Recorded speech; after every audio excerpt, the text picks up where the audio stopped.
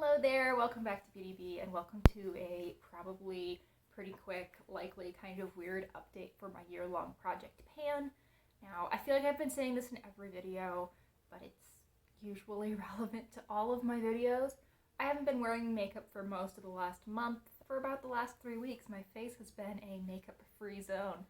So I really don't have a whole lot of progress to show this month, but I did hit 2 goals this month, so I definitely wanted to note that.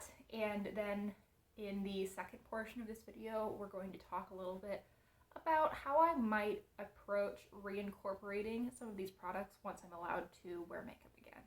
Because I'm not going like diving in all the makeup immediately. I don't know exactly what the process is going to be, but I'm going to be adding products in slowly. So we'll talk about that too. But let's start with the 2 goals that I hit. I really don't have any progress to show on any of the other products, but 2 big goals were hit this month. The first was on my Revlon Secret Club lipstick. This was Button Nub in the last video, and now it's gone. This is a pink. You can tell there's a tiny bit left, but it's enough that you can't like comfortably apply it. So I'm ready for it to be gone. I really do like these Revlon lipsticks. I've had quite a few of them over the years. Hopefully Revlon will not actually go out of business and I will be able to continue enjoying these for years to come. I probably wouldn't enjoy this shade again though. It's a pretty shade. I mean, I liked it enough to use up an entire tube of lipstick. So I wore this like 100+ days, but I don't know. There are just other shades in the range that I appreciate more. I think that Blushing Mauve in particular and Pink in the Afternoon as well are both just better everyday pink shades than Secret Club is for me. So that one was not a surprise. This next one shocked me because I went on an absolute diatribe in the last video about how much I had used this blush and I couldn't even see the rings in the pan. Well, joke's on me. The reason I couldn't see rings in the pan is because there aren't rings in this pan. Who'da thunk? But I had to use this about 3 more times, I think, and I hit a significant chunk of pan. This is my Bare Minerals Gen Nude Blush in the shade Call My Blush. This is like a deluxe sample, and I've hit 100 uses on it. I've hit pan on it. Really happy with this blush. I mean, just look at that. I'm so happy with the amount of pan I have in this product, and it is really thin for quite a ways around where you can see pan right now.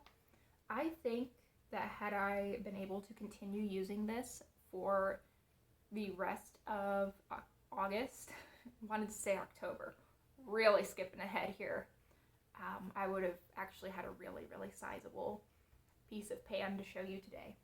But even as is, my goal for this year was just to hit pan on this product. I've done that, and I'm excited to, when I do get to wear makeup again, focus on the other blush that I have in this project. The clasp of my necklace wanted to make an appearance in this video, and it was not invited. Okay, so let's talk about how I'm kind of strategizing reincorporating makeup into my routine. It makes a lot of sense to me to start with some of my project pan items because I do want to get good use on them.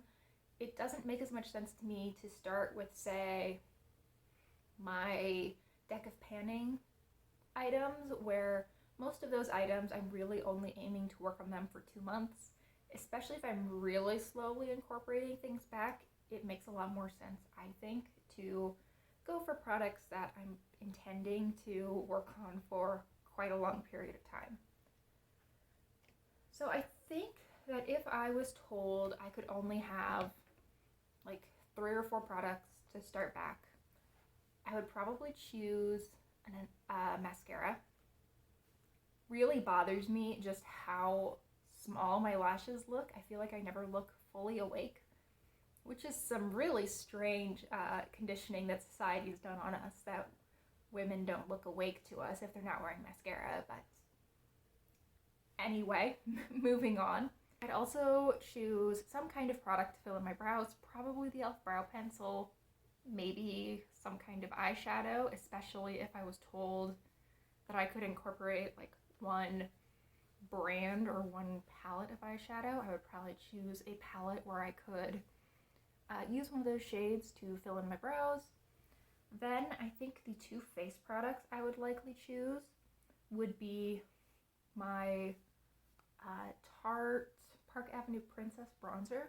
I'm working on finishing this year, and it is a really lovely, nice, glowy bronzer. This is the kind of thing that I can put all over my face in a light dusting and it doesn't turn me too orange. I can also put it on my shoulders, which may or may not still be a thing that I want to have out by the end of September.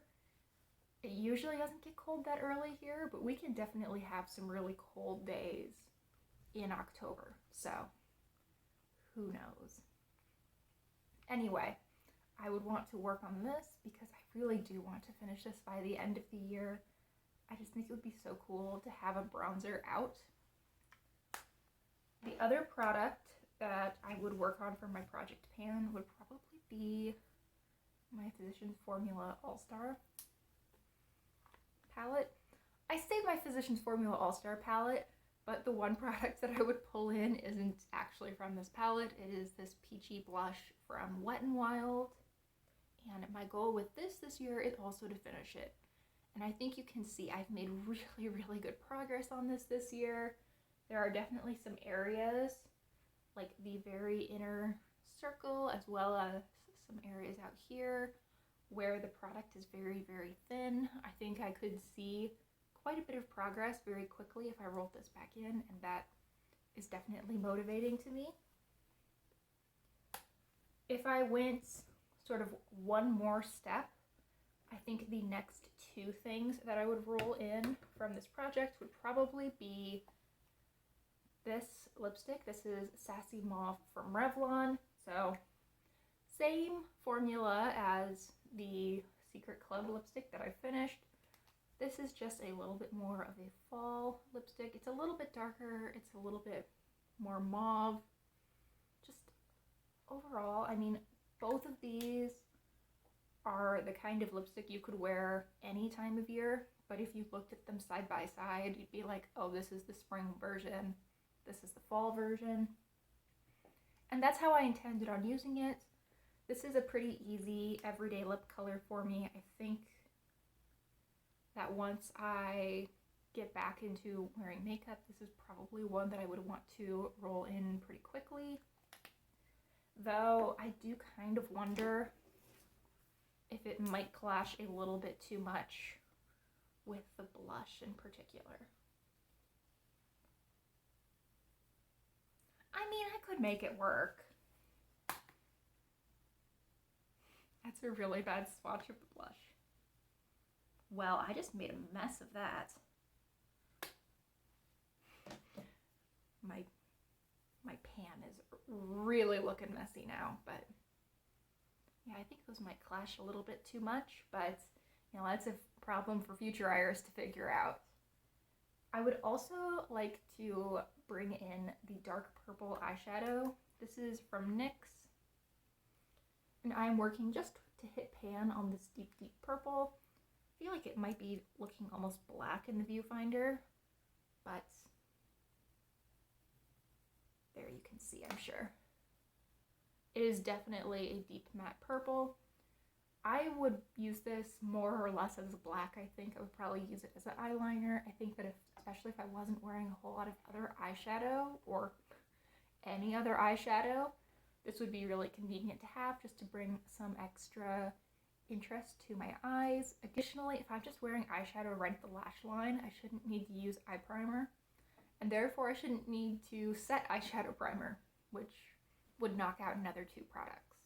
So I think this would probably be my next step.